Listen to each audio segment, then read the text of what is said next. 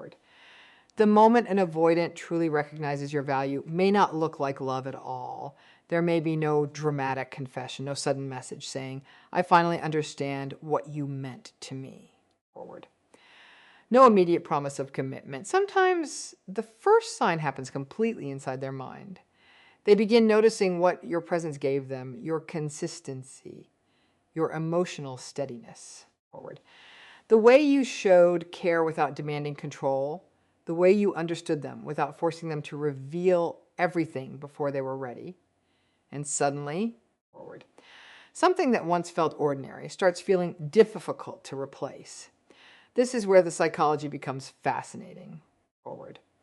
Because a person with strong avoidant tendencies can genuinely care about someone and still create distance from that person. Forward. They can enjoy emotional connection and then feel uncomfortable when that connection becomes too intense. They can miss someone and still resist reaching out. Forward. They can value a relationship and simultaneously convince themselves that they are better off without it. That contradicted is one of the most misunderstood parts of avoidant attachment. Forward. Avoidant attachment is not simply a person who does not care. It is often connected with a strong need for independence and discomfort with emotional dependence. When intimacy begins to feel threatening, forward, some people use what psychologists describe as deactivating strategies. They may suppress attachment-related feelings. They may minimize their own needs. They may focus heavily on a partner's flaws. Forward. They may create psychological distance because distance feels safer than vulnerability. And here's the part most people miss. Forward. Deactivation can make feelings quieter without necessarily making those feelings disappear. A person can push something out of awareness and still be affected by it. Forward. That is why recognition of your value can happen later, sometimes after the relationship has changed, after communication has become quieter. Forward.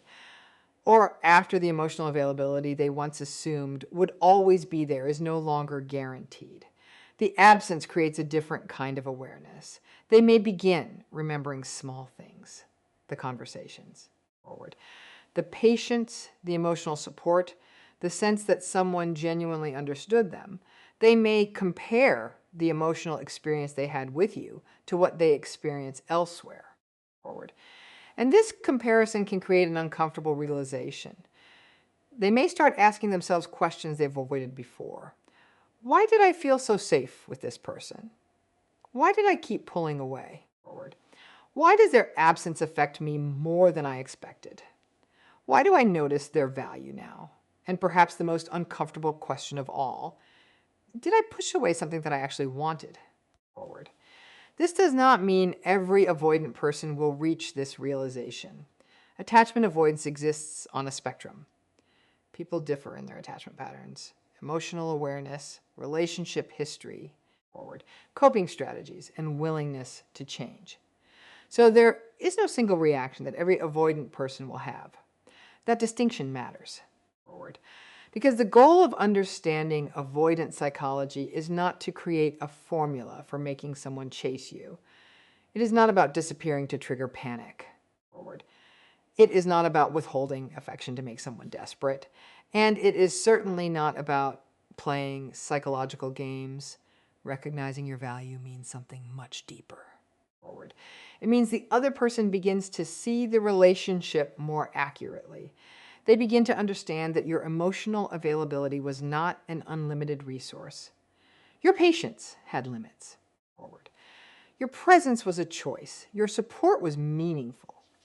And your willingness to remain connected did not mean you would accept every form of distance indefinitely. Forward.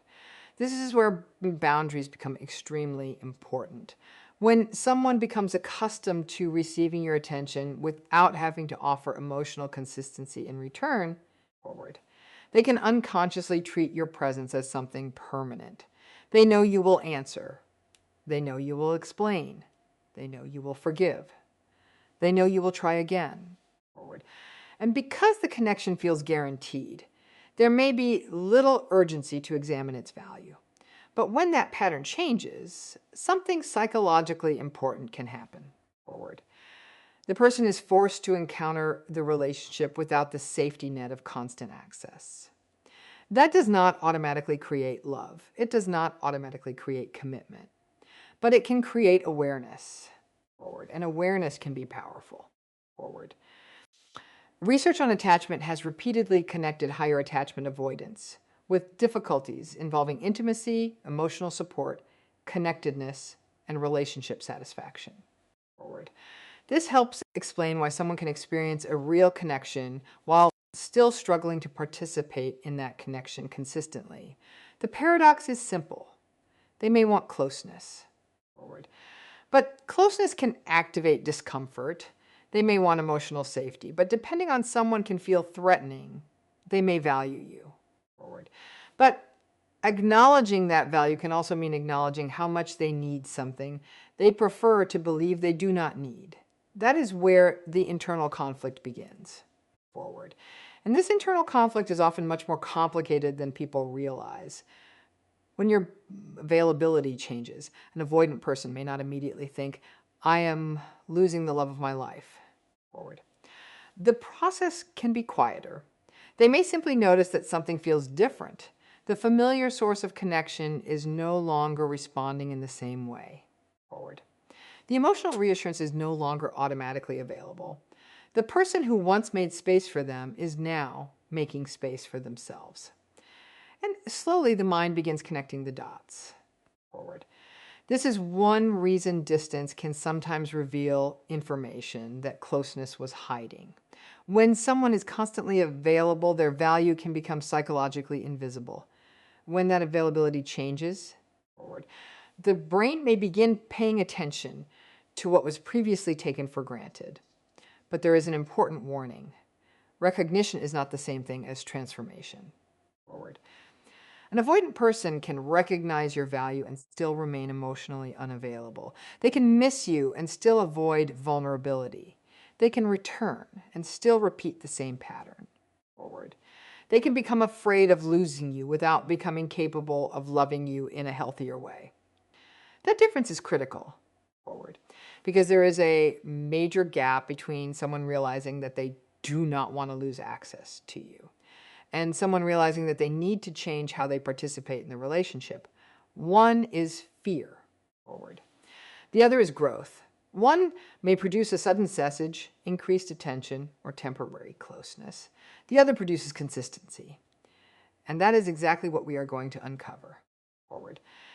In this video, we will examine what can happen psychologically when an avoidant stops viewing your emotional availability as guaranteed and starts recognizing the real value of what you brought into their life.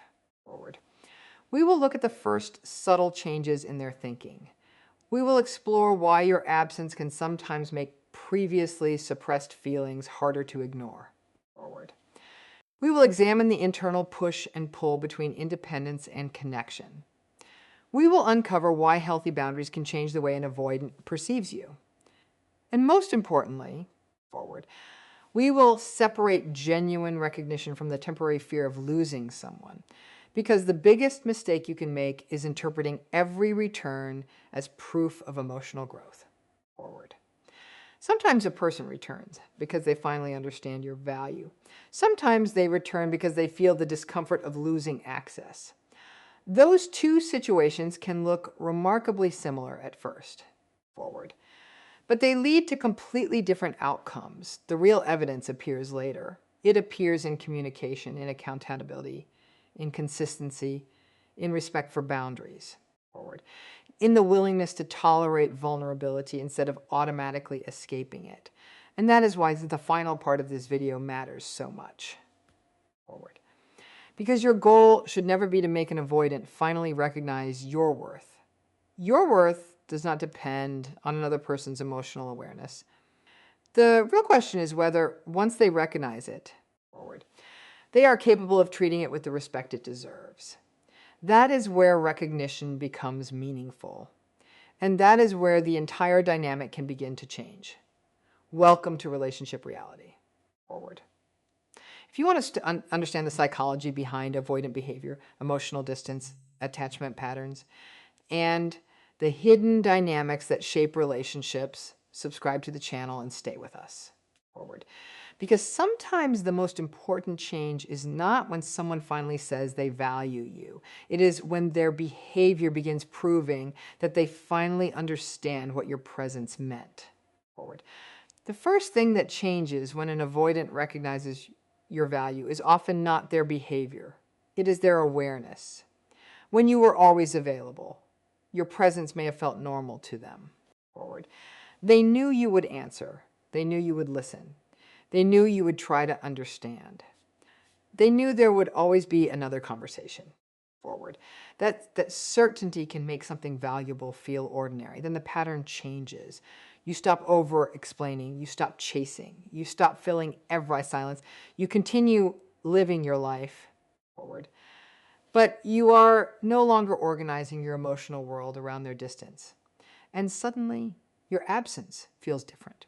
For someone with strong avoidant tendencies, emotional distance can initially feel like relief. Forward. When closeness creates pressure, stepping back can reduce that pressure. It can create a sense of control.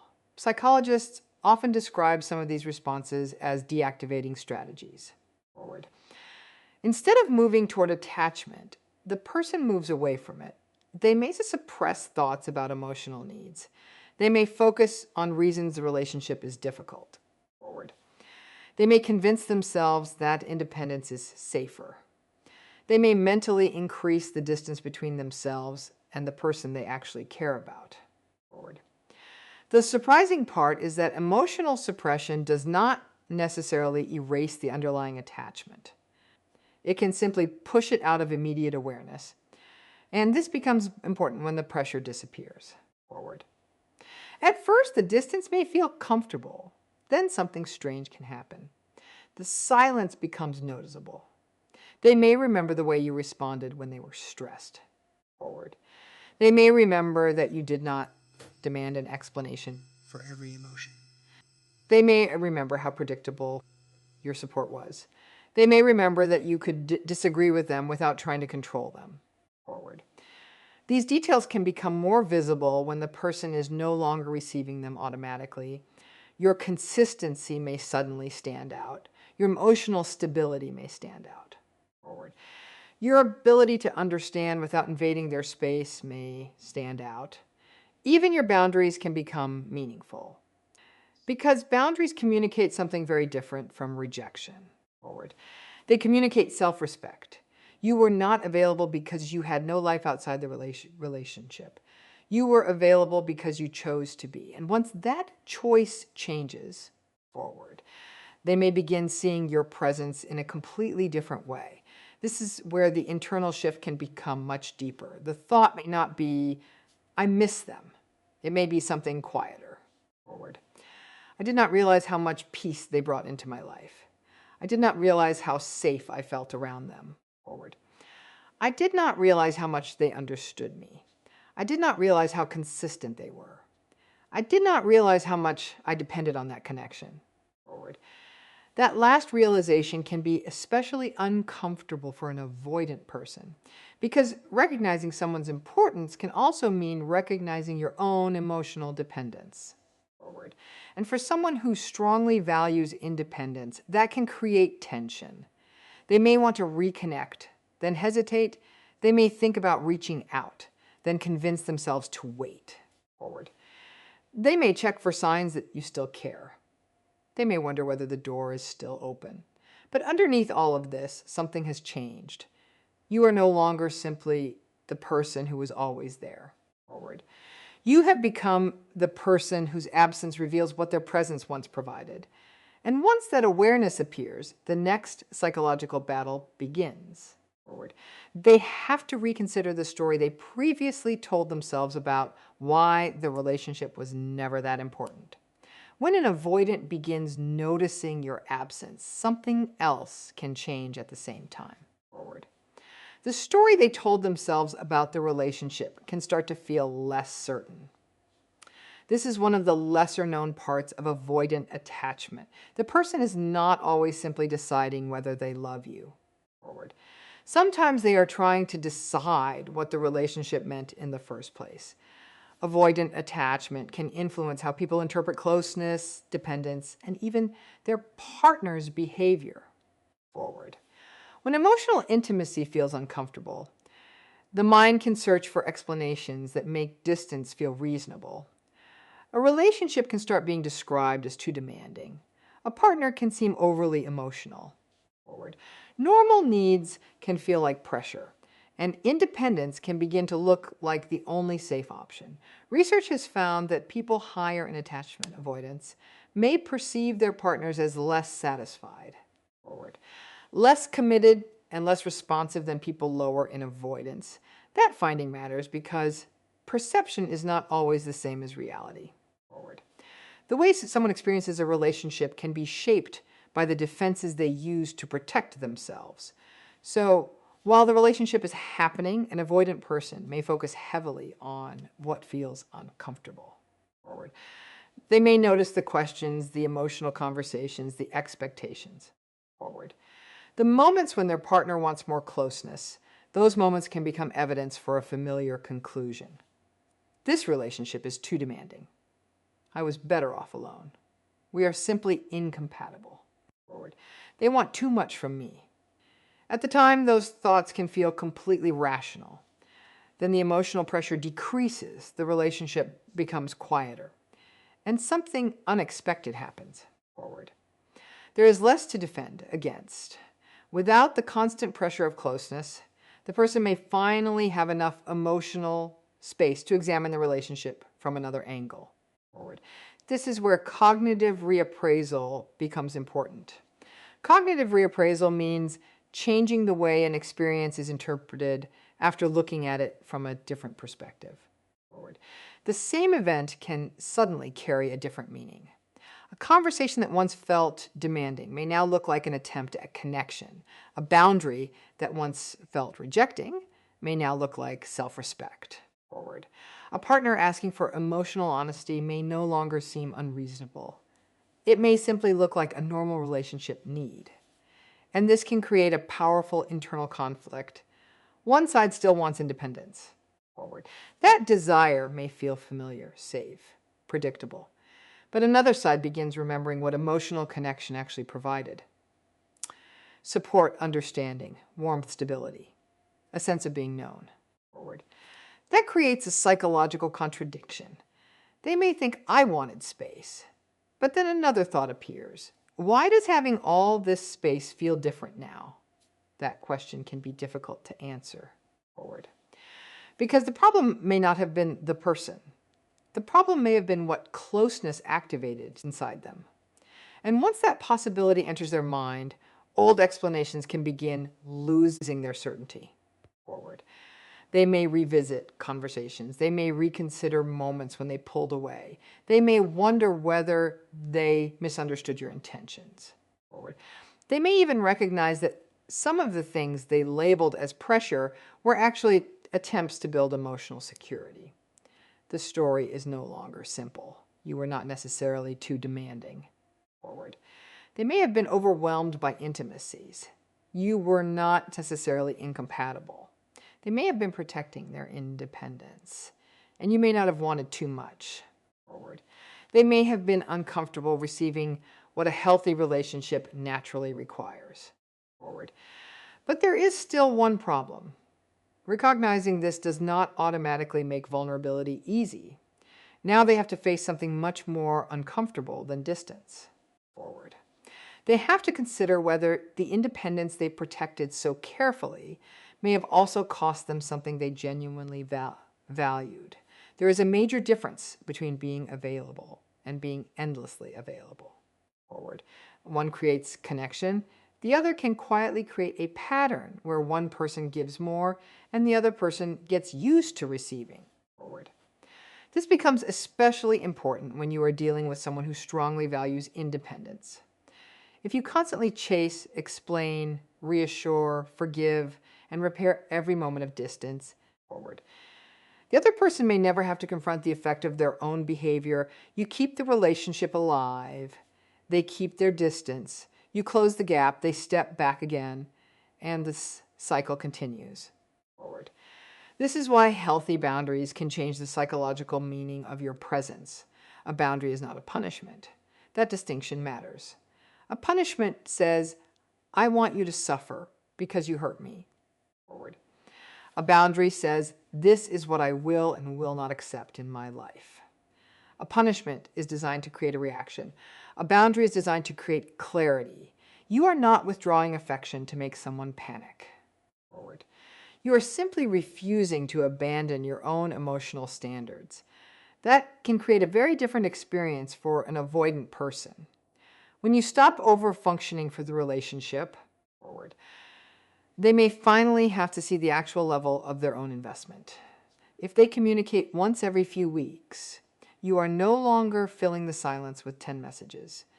If they avoid difficult conversations, forward, you are no longer doing all the emotional work for both people.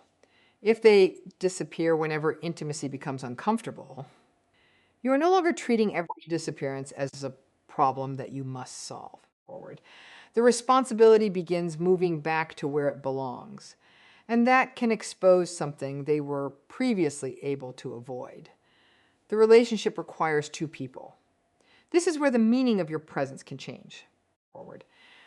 Before, the internal assumption may have been, they will always be there whenever I return. That creates psychological security without requiring much emotional risk. Forward. But a healthy boundary communicates something very different. Forward. Their presence is meaningful, but it is not guaranteed. That does not mean you are trying to scare them. It means you have a life, standards, needs, and limits. For someone with strong avoidant tendencies, forward, this can be significant because distancing strategies often protect a sense of autonomy. Emotional dependence can feel threatening. Closeness can feel like losing control. Forward. So they may create distance to preserve independence. But when you remain calm and independent yourself, something changes. You are no longer demanding that they give up their freedom. Forward. You are simply refusing to give up yours. That creates a powerful message without a single dramatic speech. Connection is available, but it must be mutual. Care is available, but it cannot be one-sided. Forward. Understanding is available, but it cannot replace communication. And your presence is valuable, but it is not an unlimited resource. This is also why chasing can backfire. Forward. The more you chase someone who is uncomfortable with closeness, the more pressure they may feel. The more pressure they feel, the stronger their urge for distance may become. Then you chase harder. Forward. They withdraw further. And both people become trapped inside the same cycle. Healthy boundaries interrupt that pattern, not because they force the avoidant to chase you, forward, but because they stop you from chasing someone who is not currently meeting you halfway. And once that pattern changes, the avoidant is left with something they may have been avoiding all along, a clear choice. Forward. They can continue protecting their distance, or they can begin taking responsibility for the connection they once assumed would always remain available. Forward. This is where recognizing your value can create the strangest behavior of all. They can finally understand that you mattered. And instead of moving directly toward you, forward, they may feel pulled in two opposite directions. One part of them wants connection. Another part wants distance. One part remembers how safe your presence felt. Forward. Another part remembers how vulnerable closeness made them feel. This is the internal push-pull that can make avoidant behavior so confusing. The person may not be completely unaware of their feelings. Forward. They may actually be becoming more aware. The problem is that awareness can create discomfort. Forward. For someone with strong avoidant tendencies, emotional closeness can activate concerns about dependence, rejection, loss of control, or being overwhelmed by another person's needs. Forward. Distance can then become a way of regulating that discomfort. This is where deactivation becomes important. Forward. Deactivation can involve suppressing attachment-related thoughts and creating psychological distance from emotional needs. For a short time, this can feel effective. The person feels calmer. Forward. They feel independent again.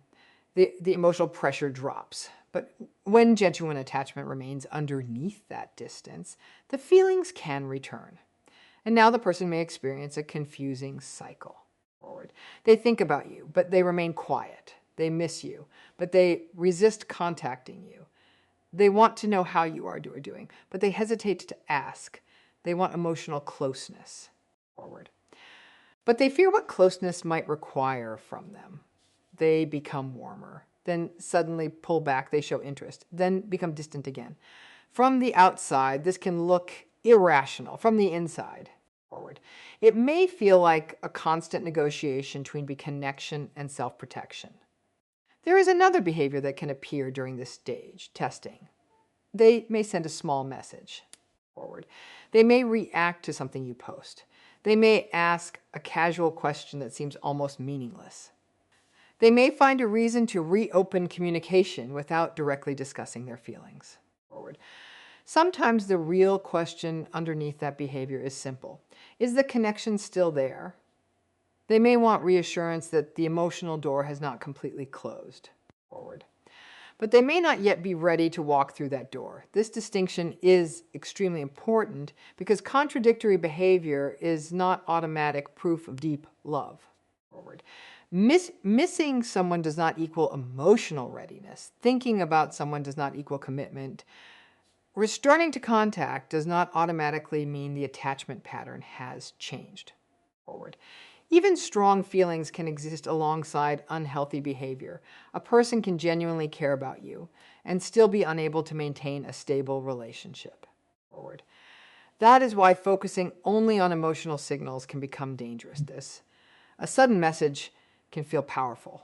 A warm conversation can feel like a breakthrough. A brief moment of vulnerability can create enormous hope. But the real evidence comes afterward. Does the person communicate more consistently? Do they tolerate emotional conversations without immediately escaping? Do they respect your boundaries? Do they take responsibility for their behavior? Do they make an effort when closeness becomes uncomfortable? Do their actions remain steady after the emotional intensity fades? Those questions reveal much more than a sudden return ever could. Because recognition is an internal event. Healthy connection is a behavioral event. Someone can recognize your value privately and still remain trapped in the same defense pattern. The real shift begins when awareness changes behavior. And that is where the push-pull becomes even more revealing. If they move closer only when they fear losing you, then disappear once they feel secure again, the cycle has not truly changed. But if recognition gradually leads to greater honesty, consistency, and willingness to tolerate vulnerability, then something much deeper may be happening. They are no longer simply reacting to the fear of losing the connection. They are learning how to participate in it. This is where you need to slow down. Because not every return means someone finally understands your value. Sometimes a person comes back because they do not like losing access to you. They miss your attention, they miss the familiarity. They miss knowing that someone is there. They miss the emotional comfort you provided. And that can look almost identical to genuine recognition at first. The message arrives, the attention increases. They suddenly seem more interested. They may say they have been thinking about you. They may become unusually warm. They may even talk about how much they miss the connection. It can feel like everything has finally changed. But intensity is not the same as transformation. Fear of losing someone can create a powerful emotional reaction. It can make a person move closer very quickly. But once the fear decreases, the old pattern can return. The communication slows. The emotional distance comes back. The promises become vague. The same problems appear again. This is why genuine recognition has to be measured differently. Look for consistency. Not one emotional conversation, not one late night confession, not one sudden burst of affection. Consistency. A person who genuinely recognizes your value becomes more willing to communicate directly. They do not expect you to decode every silence. They become more willing to discuss difficult emotions. instead of disappearing whenever things become uncomfortable. Forward. They respect your boundaries even when those boundaries are inconvenient for them. They stop treating your needs as unreasonable simply because those needs require emotional effort. And perhaps most importantly, forward, they begin taking responsibility. Instead of saying, "You pushed me away," they may start asking, "How did my behavior affect you?" That is a very different level of awareness. Forward. Instead of blaming the relationship for every uncomfortable feeling, they begin examining their own responses. They make space for your needs, not only their own. Forward. They understand that a relationship cannot survive on one person's comfort. There also needs to be mutual effort. And then comes the test that reveals almost everything: follow through. Words can create hope. Forward. Behavior creates evidence. Someone can promise to communicate more. The question is whether they actually communicate more. Someone can say they want to build something healthier. Forward. The question is whether their actions support that statement weeks and months later. This matters because research consistently connects avoidant attachment with difficulties involving intimacy, responsiveness. Forward. Support and relationship satisfaction. That does not mean an avoidant person is incapable of love. It means that recognizing love and being able to participate in healthy intimacy are different abilities. Forward. Recognition is the beginning. Behavior is the proof. This is why sudden attention can be so misleading. A person may become extremely attentive when they sense you slipping away. Forward. But if that attention disappears as soon as they feel secure again, the underlying pattern may still be intact. The relationship has not necessarily changed. The emotional alarm simply turned on and then turned off. Forward. Real change looks less dramatic. It can even feel boring at first. A message arrives when they said it would. A difficult conversation actually happens. A boundary is respected. Forward. An uncomfortable emotion is discussed instead of avoided. An apology is followed by different behavior. Effort continues even when there is no immediate fear of losing you. That is the difference. Forward. Fear creates urgency. Recognition creates awareness. But genuine growth creates consistency. Forward. So do not measure someone's transformation by how intensely they return. Measure it by how steadily they remain. Forward.